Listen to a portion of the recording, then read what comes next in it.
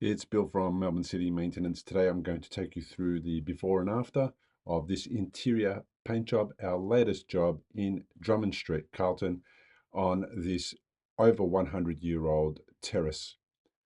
The owner had this place leased out, and over the years it had been neglected by the previous owner. And when it was purchased, the current owner decided that they would do some renovations and get the place up to scratch. In that time, they replaced the floorboards, and while they were replacing the floorboards, there was quite a lot of damage done to the walls, as well as the damage that was already existing from all the years of neglect. The current owner decided that they would freshen the place up to get it ready for new tenants, and that's when we came in. Our job was to come in and prepare the walls, skirting boards, architraves, doors, and ceilings, and paint the place top to bottom in Dulux Natural White. Now, all the items that you can see on these walls that make it look really bad are mostly superficial. They are mostly cosmetic, and we can sort them out with some preparation, some undercoat, and a good quality top coat finish. The house is quite airy and light. It's really in a good position. And the last thing we wanted to do was darken up the space, which is quite small, which is typical of these homes. And we decided to go with Dulux Natural White, which is a color that is quite popular. It is white, but it's not stark white. It is quite a warm white.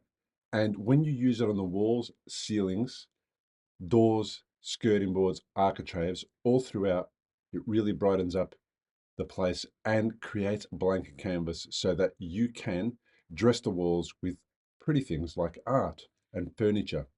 And that's the whole idea is not to make a feature out of the walls, it's to actually allow the walls to be used to be dressed up.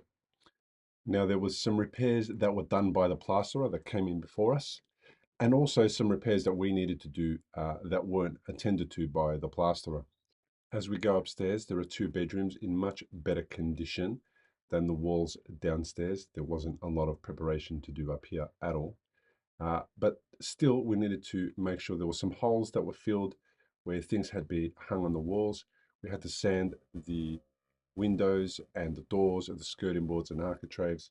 And other than that, really, after that, there was just putting paint on the wall. The inside of the wardrobes were pink, the original color, going back a few paint jobs. So we also painted inside the wardrobes to bring them into the color of the rest of the house, and also to ensure that they were fresh and clean for the new tenants to store their clothes. One of the good things about upstairs was the carpet was removed as it was being replaced. And the owner did ask us, should we paint before or after the carpet installation? And it is the best thing to do is to paint before the carpet installation. Not that it would happen, but brand new carpet going down and an accidental spillage of paint on the new carpet could be a disaster. And although that's never happened to us in a house that's already carpeted, we still suggest that the brand new carpet go in last. Now, this stairwell had some cracks on the walls, which we attended to. That were the things that the plasterer did not attend to. We painted the handrail in gloss enamel, two coats. We undercoated the new section of the handrail, and we filled all the gaps and cracks around it to make it nice and neat. And by the time we're done, this place is looking really amazing. And we're coming towards the end of this job after about 7 days. Three guys on this job for about 7 days. And now let me take you through the after video. Now we're in the middle of our cleanup, and so is the customer. So this is the last day. We've painted everything 2 times. We've placed undercoat on the bare plaster surfaces. We sanded the skirting boards and the architraves. We attended to all the damage and cracks that weren't repaired by the plasterer. And here's a section in the staircase that we did a repair job on that the plasterer didn't do. Just on this archway, there was a couple of large cracks, and we filled them in and made sure that they were invisible. We repaired the cracks above the doorway here on this wall and all the rest of the cracks in the stairwell with a large extension ladder, somebody holding that extension ladder while another person was up there doing the repairs. And then we applied 2 coats of paint to every surface upstairs as well. The hole to the right side of the air conditioner has been repaired and painted over. The inside of the wardrobes have been painted. This is a really slick, sharp result now. Even though the color on the skirting boards, architraves, and doors is the same color as the wall and ceiling, because it's a different product, it creates a different finish. And you can see that there is a small, slight contrast between the two. So the wall doesn't look bland and flat. As we go into the other bedroom, my favorite space of the house because of its location and the amount of sunlight that comes in, you can see that the place is just looking really good. All the walls were repaired, all the holes were filled. The inside of the wardrobe is nice and fresh and no longer pink, and it looks great. And this has just been a pleasure to work on this place. Restoring these old houses is a really favorite thing of me to do. And now the place is being prepared as the last stage for the carpet installation to occur.